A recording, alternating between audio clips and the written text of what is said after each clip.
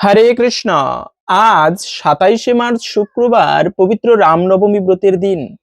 আজকের এই শুভ দিনেই চৈত্র মাসের শুক্লপক্ষের নবমী তিথিতে যখন পুনর্বসু নক্ষত্র যুক্ত হয়েছে, ওই সময়ে ভগবান শ্রী রামচন্দ্র তিনি আবির্ভূত হয়েছেন। এজন্য রামনবমী ব্রতের দিনটি অত্যন্ত শুভ একটি দিন। ভক্তরা বিশেষ ভক্তি ভরে এই দিনে ব্রত করে ভগবান শ্রী রামচন্দ্র, লক্ষ্মণ এবং মা সীতার পুজো করে থাকে। তাই আজকের দিনে প্রত্যেকেরই উচিত ভক্তি ভরে রামনবমীর বিশেষ ব্রত মাহাত্ম্য কথা শ্রবণ করা। এতে অনেকাংশে এই ব্রতের বিশেষ ফল প্রাপ্ত করা যায়। তাই আজকের এ পর্বে আমরা এই রামনবমী ব্রতের মাহাত্ম্য কথা জানবো, সেই সঙ্গে উপবাস কতক্ষণ পর্যন্ত করতে হবে, ব্রত কখন ভঙ্গ করতে হবে, সেই সকল বিষয়েও জেনে নিব। তাই আসুন কিছুক্ষণ সময় ধৈর্য ধরে আজকের এই গুরুত্বপূর্ণ বিষয়গুলো জেনে নেই। ভালো লেগে থাকলে একটি লাইক করে কমেন্টে জয় শ্রী রামের জয় একবার হলেও লিখে যাবার অনুরোধ জানাচ্ছি। কেননা প্রথমেই মনে পড়ল রামের নাম কত পবিত্রকারী জগতে, যে রাম নাম স্মরণ করে জগতের রত্নাকার দস্যু থেকে তিনি বাল্মীক মুনিতে পরিণত হয়েছেন। এই রত্নাকার দস্যু তিনি সাধুদেরকে পর্যন্ত হত্যা করে তাদের থেকে ধন সঞ্চয় করত, ডাকাতি করত। এমন কোনো পাপ নেই যা রত্নাকার করত না। এমনকি রাজা পর্যন্ত তার নাম শুনলে ভয় পেত, এতটা সেই প্রতাপশালী ডাকাতি ছিল বা ডাকাত ছিল। এভাবে করে তিনি বনের মধ্যে যত বনবাসী যেত, ওই বন দিয়ে তাদের থেকে তিনি ধন সঞ্চয় করত, ডাকাতি করত। একদিন নারদ মুনি তাকে কৃপা করার জন্য ওই বনে ওখানে উপস্থিত হলো। নারদ মুনির শরীরে অনেক অলংকার দেখেই এই রত্নাকার তাকে ধরেছে, এই দাঁড়াও, আমাকে মানে ধন না দিয়ে কেউ যেতে পারে না। তুমি কোথায় যাচ্ছ? দাঁড়াও, তোমার শরীরে অনেক অলংকার, আমাকে দিয়ে যেতে হবে, না হলে গর্দান দিব। তো নারদ মুনি তো তিনি ছলনা করতে এসেছে, তাকে কৃপা করতে এসেছে। এজন্য নারদ মুনি বলল, আচ্ছা দাঁড়াও দাঁড়াও, আমি তোমাকে সব ইচ্ছাই দিয়ে দিব, তোমার কিছু করতে হবে না, তবে একটা প্রশ্নের উত্তর দাও। তুমি তো জানো তুমি এত পাপ করো, তো তোমার এই পাপের ভাগ কি সবাই নিবে? তোমার পরিবার পরিজন যাদের উদ্দেশ্যে তুমি পাপ করো, তারা কি তোমার এই পাপের ফল নেবে? রত্নাকার বলল, আচ্ছা ডাকাতি করতে এসেছি, এখন তোমারও প্রশ্ন, ঠিক আছে বলো কি প্রশ্ন। তখন এই প্রশ্নটা বলেছিল, বলে দেখো এই কথা তো ভাবিনি, আমি যাদের উদ্দেশ্যে পাপ করি তারা অবশ্যই আমার পাপের ফল নেবে, না হলে আমি পাপ করছি কেন? বলে তুমি আগে এই প্রশ্নের উত্তর জেনে আসো, তারপরে আমার সমস্ত অলংকার তোমাকে এমনিতেই দিয়ে দিব। রত্নাকার বলল, আমি এখান থেকে চলে যাই আর তুমি পালিয়ে যাও, এ তো হচ্ছে না। বলে আচ্ছা আমাকে তুমি গাছের সাথে বেঁধে রেখে যাও। তখন নারদ মুনিকে লতা পাতা দিয়ে গাছের সাথে বেঁধে রত্নাকার দস্যু বাড়িতে গেল। প্রথমে গিয়ে স্ত্রীকে প্রশ্ন করেছে, যোগো তুমি তোমার অর্ধাঙ্গিনী, সুখে দুঃখে সব সময় একসাথে থাকো, তো আচ্ছা তুমি তো জানো আমি এত পাপ করি, তুমি কি আমার পাপের ফল নেবে, এই পাপের ভাগ নেবে? স্ত্রী বলে, না আমি কেন নেব, আমাকে তুমি বিবাহ করেছো, ভরণ পোষণ দেবার দায়িত্ব তোমার, কিভাবে দিবে সেটা তোমার বিষয়, তুমি পাপকর্ম করো, তোমার পাপের ভাগ আমি নিতে রাজি নই। অর্ধাঙ্গিনী মানে তোমার পুণ্যের ভাগ নেব, কিন্তু পাপের ভাগ আমি নিতে রাজি নই, তুমি জানো বিষয়টা খারাপ তারপরেও করছো।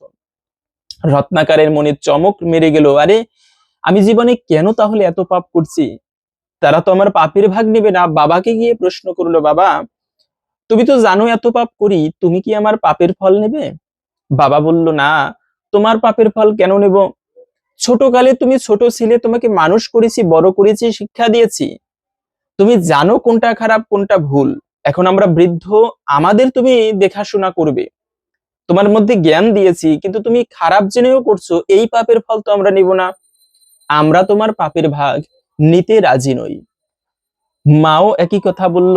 তখন রত্নাকর দস্যু বুঝতে পারলো ও ব্যক্তি সাধারণ কোনো ব্যক্তি নয়, আমাকে কৃপা করতে এসেছে। গিয়ে প্রণাম করলো, চরণে লুটিয়ে পড়লো, আমাকে ক্ষমা করুন গুরুজি, আমার পাপের ভাগ কেউ নিতে রাজি নয়, জীবনে এত ভুল করেছি, কত সাধু হত্যা করেছি, চরম পাপ করেছি, এখান থেকে আপনি আমাকে উদ্ধার করুন। নারদ মুনি তখন তার স্বরূপে প্রকাশিত হলো এবং বলল, চিন্তা করিস না, তোকে উদ্ধারের জন্যই আমি এখানে এসেছি, তো আজকে থেকে তোমাকে রাম নামে দীক্ষা দিলাম, প্রতিদিন তুমি রামের নাম জপ করো, একদিন রামচন্দ্র ভগবান তোমাকে অবশ্যই কৃপা করবে। সেই রত্নাকর দস্যু তিনি এই রামের নাম জপ করে বলার উদ্দেশ্য ছিল রামের জয়, কেন রামের জয়ধ্বনি দিব। এই রাম নামের কারণে সেই রত্নাকর দস্যু বাল্মীকি মুনিতে পরিণত হয়েছিল। মহাকবি বাল্মীকি ৬০,০০০ বছর পূর্বে যিনি সেই রামায়ণ রচনা করেছিল রামচন্দ্র আসার পূর্বে। এ হচ্ছে বিষয়, এ হচ্ছে রামের নাম। আর এজন্য অগস্ত্য সংহিতায় বলা হয়েছে এই রামনবমী প্রসঙ্গে, কোটি সূর্যগ্রহণ অপেক্ষাও যদি কোনো ব্যক্তি রাম নবমী ব্রত পালন করে ইষ্টদেবের পুজো করে, কোটি সূর্যগ্রহণ থেকেও তা বেশি পুণ্যফল প্রদান করে। এত পুণ্য হয়ে থাকে অগস্ত্য সংহিতায়, এমন বলা হয়েছে।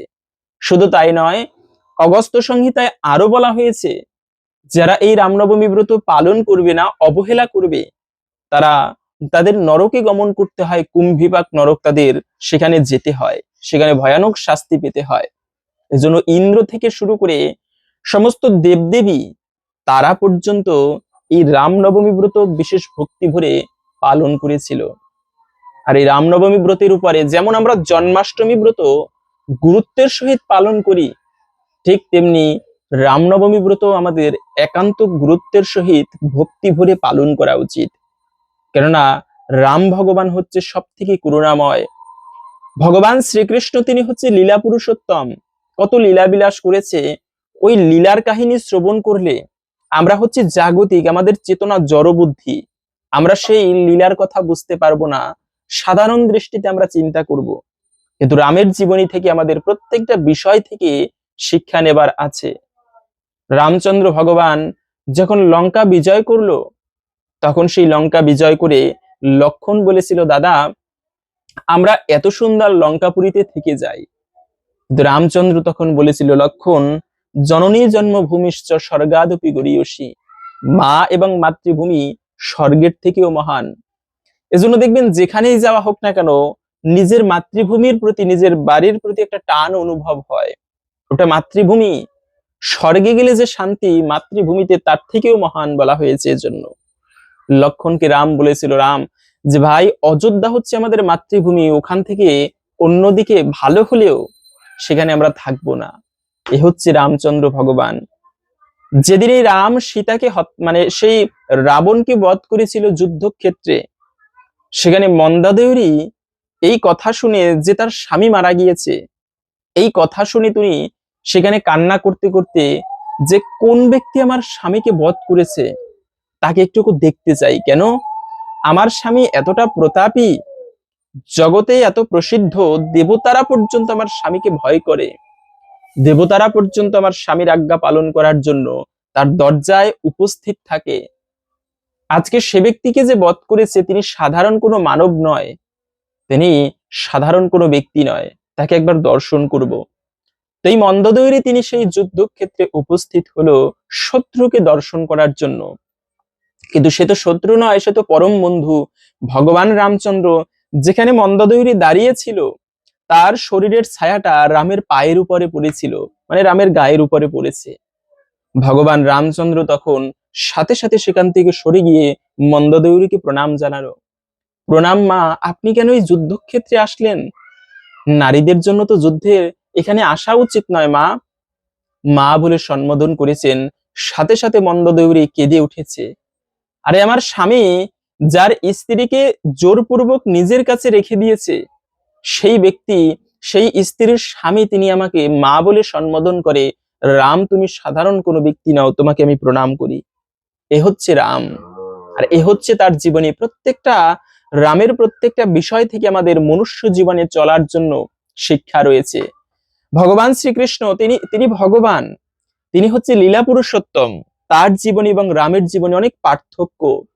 যদিও বা ভগবান শ্রীকৃষ্ণ যিনি, রামও তিনি, কিন্তু কৃষ্ণের জীবন অনুসরণীয় নয় বা অনুকরণীয় নয়। কিন্তু রামের জীবনের প্রত্যেকটা বিষয়, ভগবান রামচন্দ্র কোনোদিন তিনি আইনকে লঙ্ঘন করেনি, তিনি নিয়মের বিরুদ্ধে যায়নি কোনোদিন।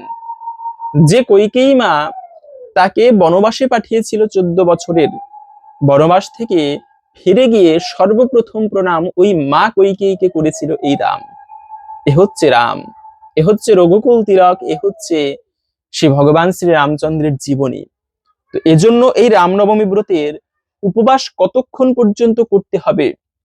মূলত ভগবান শ্রী রামচন্দ্র তিনি দুপুরবেলা মধ্যাহ্নকালে আবির্ভূত হয়েছে, এজন্য রামনবমী ব্রতের উপবাস করতে হয় দুপুর বেলা পর্যন্ত। তো দুপুর 12টা পর্যন্ত নির্জলা উপবাস করে এরপরে আপনারা সবজি মানে ভগবানের প্রসাদ গ্রহণ করে ব্রত ভঙ্গ করতে পারেন। এখন অনেকে আছে দুপুর পর্যন্ত ব্রত না করে সারাদিন ব্রত করে একাদশীর মতো পরের দিনে গিয়ে পালন করে। এভাবে হলেও আপনি করতে পারেন, পরের দিনে পালন। তো এভাবে করে আপনি সারাদিন চাইলে করতে পারেন, তবে দুপুর পর্যন্ত উপবাস করতে হয় রামনবমী ব্রতের, এটাই হচ্ছে প্রকৃত নিয়ম। এবং এই রামনবমী ব্রতের উপবাস করলেই হয় না, এই দিনে আপনি মন্দিরে গমন করবেন, সেখানে গিয়ে ভগবান রামের লীলা কথা শ্রবণ করবেন, রামায়ণ নিজেরা পাঠ করতে পারেন। অন্তত পক্ষে তেমন কিছু না করতে পারলেও এই দিনে রামচন্দ্রের লীলা কথা পাঠ অথবা শ্রবণ করে রামের উদ্দেশ্যে পুষ্পাঞ্জলি নিবেদন করবেন।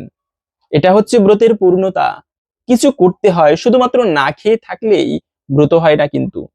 এবং পারণের নিয়ম কি, অনেকে প্রশ্ন করে যে পারণটা কিভাবে করতে হয়।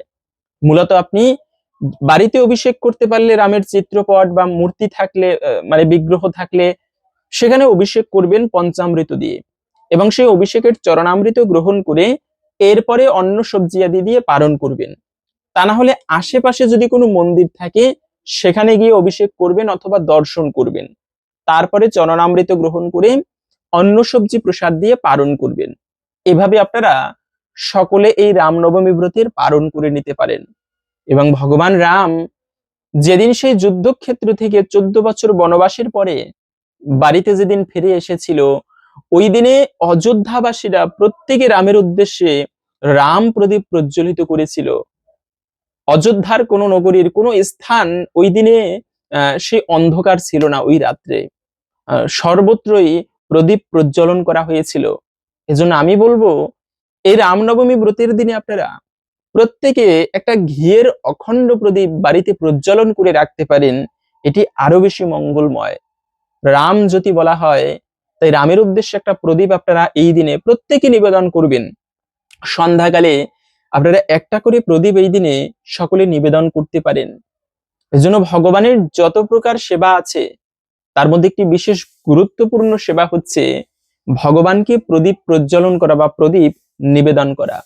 তাই আপনারা এই দিনে প্রদীপ নিবেদন করতে পারেন অথবা কাউকে ভালো কিছু দান করতে পারেন। যে কোনো ধরনের শুভ কর্ম এই রামনবমী ব্রতের দিনে এটি অত্যন্ত শুভ এবং মঙ্গলময় বলা হয়েছে। তাই এখন আসুন আমরা ধৈর্য ধরে শ্রবণ করি এই রামনবমী ব্রতের মাহাত্ম্য কথা। যারা এই রামনবমী ব্রত পালন করবে তারা কি ফল প্রাপ্ত করতে পারে, শাস্ত্রে এই রামনবমীর বিশেষ মাহাত্ম্য কথা শ্রবণ করা হয়েছে। তাই আসুন আমরা কিছুক্ষণ সময় ধৈর্য ধরে এখন এই মাহাত্ম্য কথা শ্রবণ করি। ব্রহ্মার মানসপুত্র মহাযোগী সনক পিতৃসমূপে উপস্থিত হইয়া জিজ্ঞাসা করিলেন, ভগবান প্রসিদ্ধ আছে রাজা দশরথের ঔরসে, রানী কৌশল্যার গর্ভে ত্রিলোকনাথ ভগবান শ্রী রাম রূপে জন্মগ্রহণ করিয়াছিলেন। দশরথ ও কৌশল্যা কি এমন পুণ্য করিয়াছিলেন যে দুর্বাদলশ্যাম শ্রীরাম তাহাদের গৃহে অবতীর্ণ হইলেন? ব্রহ্মা কহিলেন, বৎস, তুমি জগতের কল্যাণার্থে অতি পবিত্র প্রশ্ন করিয়াছ, ইহার উত্তর দিতেছি, শ্রবণ করো। রাজা দশরথের যৌবনকাল প্রায় শেষ হয়ে এলো, অথচ তার কোনো সন্তান হলো না। বংশ রক্ষা হয় না দেখে রাজা দশরথ খুবই চিন্তায় দিন কাটাতে লাগলেন। শেষে তার কুলপুরোহিত বশিষ্ঠদেব রাজাকে বললেন তার স্ত্রীকে সঙ্গে নিয়ে শিব দুর্গার মন্ত্র জপ করতে।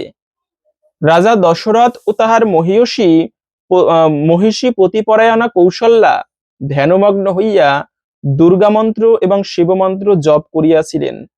তাহাদিগের কঠোর তপস্যায় শশীশেখরের হৃদয় প্রসন্ন হইল। তিনি তৎক্ষণাৎ রাজা ও রানীর পুরোভাগে আবির্ভূত হইলেন। কৈলাসপতিকে দেখিয়া রাজার আনন্দের অবধি রইল না। তিনি করপুটে সদাশিবকে সম্বোধন করিয়া কহিলেন, ভগবান, আপনাকে প্রত্যক্ষ দেখিয়া আমার জন্ম, কর্ম, চক্ষু ও দেহ সার্থক হইল। সদাশিব কহিলেন, রাজন, তোমার অভিষ্ট কি প্রার্থনা করো, আমি তাহা পূরণ করিব। রাজা কহিলেন, হে কৈলাসনাথ, আমি পুত্রাভাবে নিরন্তর মনোদুঃখে কালাতিপাত করিতেছি। কি কার্য করিলে আমি পুত্ররত্ন লাভ করিতে পারি, আপনি তাহার উপায় বিধান করুন। সদাশিব কহিলেন, মহারাজ, তুমি ভক্তি সহকারে পুত্রেষ্টি যজ্ঞ সম্পাদন করো, তাহা হইলেই কৌশল্যার গর্ভে ব্রহ্মাণ্ডপতি জনার্দন তোমার পুত্ররূপে অবতীর্ণ হইবেন। দেবাদিদেব চন্দ্রনাথ এই বলিয়া তিরোহিত হইলেন। অনন্তর রাজা দশরথ কৌশল্যার সহিত একত্র হইয়া যথাবিধান পুত্রেষ্টি যজ্ঞের অনুষ্ঠান করিলেন। যজ্ঞের ফলে অচিরেই কৌশল্যার গর্ভ সঞ্চার হইল। যথাকালে চৈত্র মাসের শুক্লপক্ষের নবমী তিথিতে পুনর্বসু নক্ষত্রে শুভ লগ্নে শুভক্ষণে শুভযোগে স্বয়ং জনার্দন শ্রী রামচন্দ্র রূপে আবির্ভূত হইলেন। এই জন্যই তিনি এই তিথি রাম নবমী নামে কথিত। এই মঙ্গলময় দিনে শ্রী রামচন্দ্রের উদ্দেশ্যে যে কোনো শুভ কর্মের অনুষ্ঠান করেন, কোটি সূর্যগ্রহণ অপেক্ষা তাহাতে অধিক ফললাভ হয়, ইতে কোনো সন্দেহ নেই। যে ব্যক্তি এই দিবসে উপবাসী থাকিয়া রাত্রি জাগরণ এবং পিতৃপুরুষ গণের উদ্দেশ্যে তর্পণ করে, অন্তিমে ব্রহ্মধামে তাহার চিরবাস লাভ হয়। যদি এই পুণ্য তিথিতে নির্জনে বসিয়া দশমী তিথির আগমন পর্যন্ত ভক্তি সহকারে শ্রী রামচন্দ্রের উদ্দেশ্যে ইষ্টমন্ত্র জপ করা যায়, তাহা হইলে তার দ্বারাই পুরুষচরণ ক্রিয়া সম্পাদিত হয়। এইরূপ জপের পর দশমীতে ব্রাহ্মণ ভোজন করাইয়া দক্ষিণা প্রদান করা কর্তব্য। এই প্রকারে রামনবমী ব্রত সম্পাদন করিলে রঘুকুল তিলক রামচন্দ্র প্রসন্ন হইয়া ব্রতের মনোবাঞ্ছা পূর্ণ করেন। এই রামনবমী ব্রত সর্বসুখের এবং সর্বপ্রকার মঙ্গল আচার মঙ্গলের আকর এবং পরম পবিত্র। ব্রহ্মার মুখে এই কথা শুনিয়া তাপস শ্রেষ্ঠ সনক পুনরায় জিজ্ঞাসা করিলেন, হে পিত, এই প্রকার ব্রতের বিধান কি এবং কৃপকার, তাহা কীর্তন করুন। ব্রহ্মা কহিলেন, ব্রতের পূর্বদিন একাহারী থাকিয়া আমিষ ভোজীদের নিরামিষ ভোজন করাই বিধি। রাত্রিকালে কুশ বা কম্বলের আসনে শয্যায় শয়ন করিবে, কিন্তু স্ত্রীর সহিত শয়ন করিবে না। প্রাতকালে গাত্রোত্থান পূর্বক স্নান ও নিত্য ক্রিয়া সম্পাদনান্তে পবিত্র হইয়া যথাবিধি সংকল্প করিবে। তৎপরে ঘটে পটে শালগ্রাম শিলায় বা প্রতিমাতে শ্রী রামচন্দ্রের পূজা করিবে। প্রথমত কৌশল্যার এবং তৎপরে দশরথের অর্চনা করিতে হয়। তদনন্তর পরিবারবর্গের পূজা করিয়া নবগ্রহ দিকপাল ও অস্ত্রসমূহ অর্চনা করিবে। মধ্যাহ্নকালে শ্রী রামচন্দ্রের আবির্ভাব স্মরণ করিয়া পাদ্যার্ঘাদি দ্বারা তাহার পূজা সম্পাদন পূর্বক 3টি পুষ্পাঞ্জলি প্রদান করিবে। রাত্রি জাগরণ করিতে হয়। পরদিন প্রভাতে স্নানান্তে যথাবিধি ভক্তি সহকারে শ্রী রামচন্দ্রের পূজা সম্পাদনান্তে ব্রাহ্মণকে ভোজন করাইবে এবং দক্ষিণা দিয়া তাহাদিগকে সন্তোষ ভাজন করিবে। তৎপরে নিজে পালন করিবে। যে ব্যক্তি রামনবমী ব্রত কথা শ্রবণ করে, সে ইহধামে পুত্রাদি সহ অতুল সুখ সম্ভোগ করিয়া দেহাবসানে ব্রহ্মধামে গমন করিয়া থাকে। ভক্তি সহকারে ইহা শ্রবণ করিলে রোগীর রোগ দূর হয়, বন্ধানারী দীর্ঘজীবী পুত্র লাভ করে এবং সপত্নীর দর্প চূর্ণ করিতে সক্ষম হয়। ইহার প্রসাদী নির্ধনের ধনলাভ এবং ভয়ার্ত ব্যক্তি ভয় হইতে পরিমুক্ত হইবে, সন্দেহ নাই। এই ব্রতের অনুষ্ঠান করিলে যেরূপ পুণ্য সঞ্চয় হইয়া থাকে, নানাবিধ যজ্ঞ, কঠোর তপস্যা এবং সর্বতীর্থে ভ্রমণ দ্বারাও তাদৃশ পুণ্য লাভের সম্ভাবনা নেই। হে বৎস, তোমার প্রতি স্নেহ হেতু এই গুহ্য মাহাত্ম্য কীর্তন করিলাম। সাধারণের নিকট তুমি কদাচ এই ব্রতের বিষয়ে প্রকাশ করিও না। যে ব্যক্তির ভক্ত হরিহরি ভেদজ্ঞান নাই, তাদৃশ শিষ্যের নিকটই ইহা প্রকাশ করিও। এই হলো রামনবমী ব্রতের বিশেষ মাহাত্ম্য কথা। যদি ভালো লেগে থাকে অবশ্যই একটি লাইক করে সকলের মাঝে ছড়িয়ে দিবেন, যেন সবাই আমরা এই ব্রত মাহাত্ম্য জেনে উৎসাহী হই ব্রত পালন করতে। এবং কমেন্টে জয় শ্রী রামচন্দ্রের জয় একবার হলেও লিখে যাবার অনুরোধ জানাচ্ছি। ভগবান শ্রী রামচন্দ্রের কৃপায় আমাদের সকলের জীবনের অভিষ্ট পূরণ হোক, এই কামনা করে আজকের ভিডিওটি এখানে সমাপ্ত করছি। হরে কৃষ্ণ।